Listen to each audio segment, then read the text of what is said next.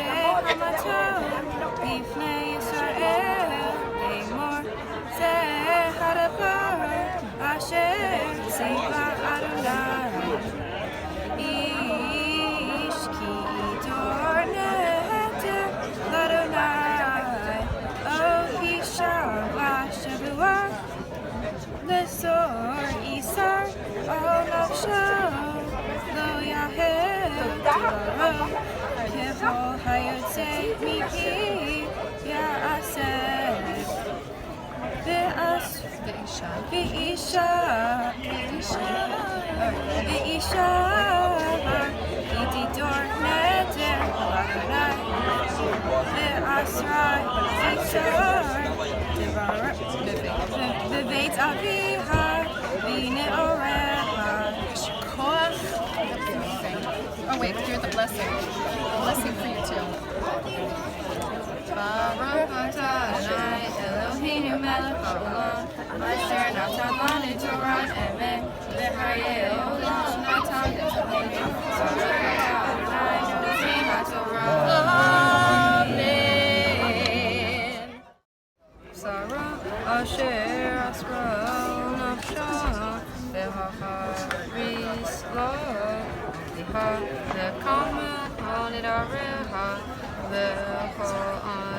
Isa אשר ענפשו יקום, ואם הני אבי אותו ביום שמו הולידה רעה אבי סרן אשר עשרה על נפשו לא יקום אדוני יסלחה יהי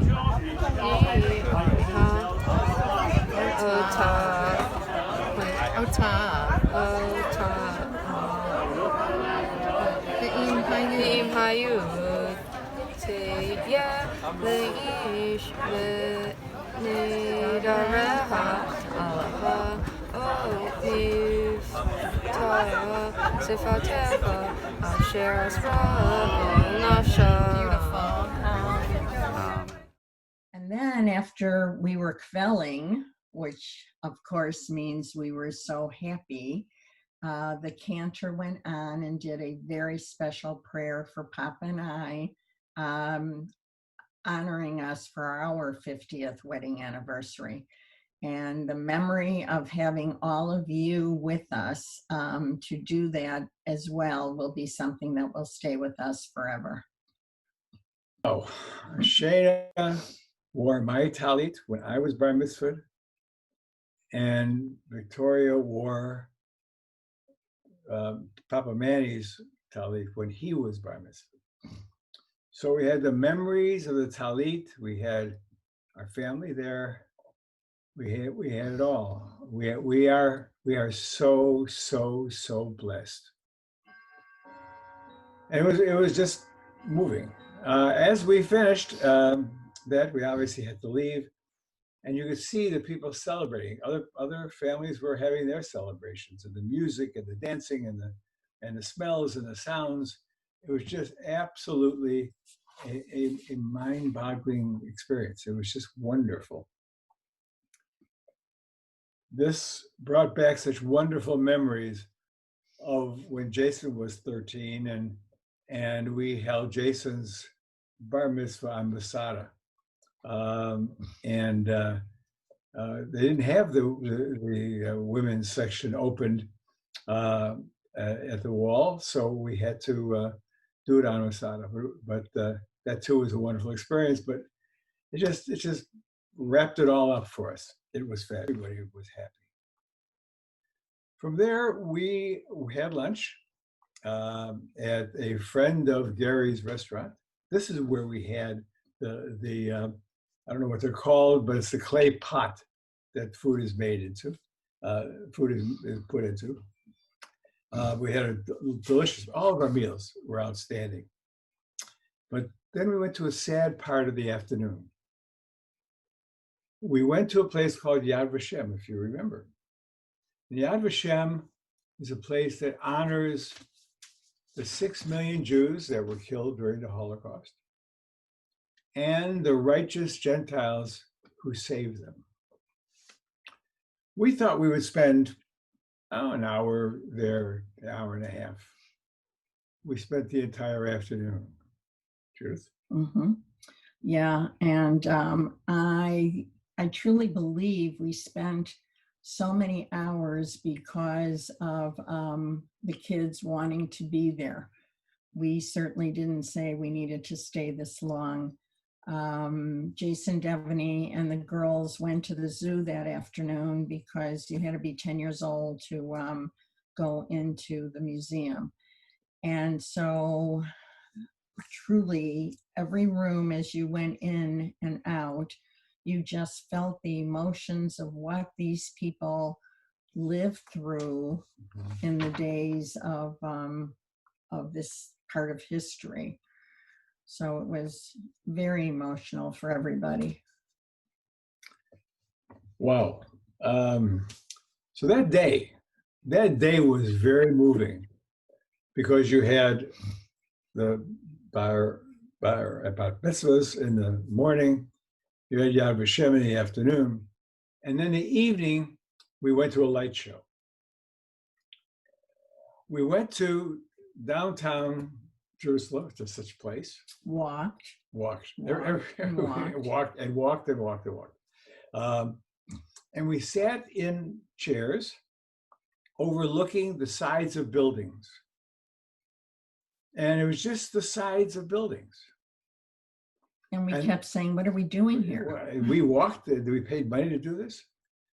It was dark, the lights went down, and there was a light show. Which you will never see Anything like like that again. They turned these buildings into whatever they wanted to. They turned these buildings into mountains, into the shoreline, people climbing inside houses. I mean, was This with light some sh- type of laser. It was all laser light and music. Right. That You too, felt that we all felt right, that we wanted to get out of our chairs and touch it. and right, touch it and be in it. The only one that did not was Jordana because she fell asleep the minute we got there and slept all the way through. But it was spectacular, and it actually told the history of that period on the walls. through this light show.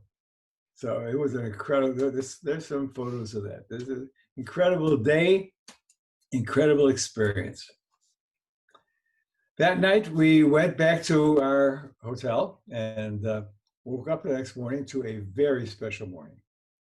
Gary had arranged, our guide had arranged, that we would go on an archaeological dig. That he knew a family that in fact did just that, that did this for a living. And we in fact joined them. We arrived maybe mid-morning and put on our gear and went into caves. Fortunately, it was cooler in the caves than it was outside. And with sieves and shovels and our bare hands, we in fact participated in it. And we found pieces of pottery. We found pieces of food and bone. We found pieces of firewood. We found tiles from the floor.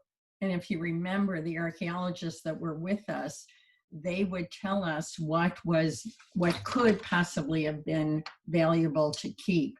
I mean, every time I found a piece of pottery, I thought that's what I throw away here. You know, if the pot cracks here, we throw it away. Well, no, they don't throw anything away until they're sure that it's not historical. And things that they had duplicates of, they allowed us to take home. So I'm not quite sure we took too much home. But being in this archaeological dig, understanding what they do, understanding what's there, another civilization was below the ground, was amazing to all of us. And it was a very, very special day. That night, we had a big dinner. We had a Shabbat dinner with Gary's family. Gary's daughter and wife came in and shared dinner with us. So we had a chance to really renew family time. It was together. lovely. They have 2 sons, and both of them were serving their duty in the Army, so they could not join us. But the daughter was just like any other teenager, you know, that we would see in our state or in our country. And she was definitely interested in talking with our family as well. But obviously they have family, my cousins who are in Chicago. And so they're used to Americans.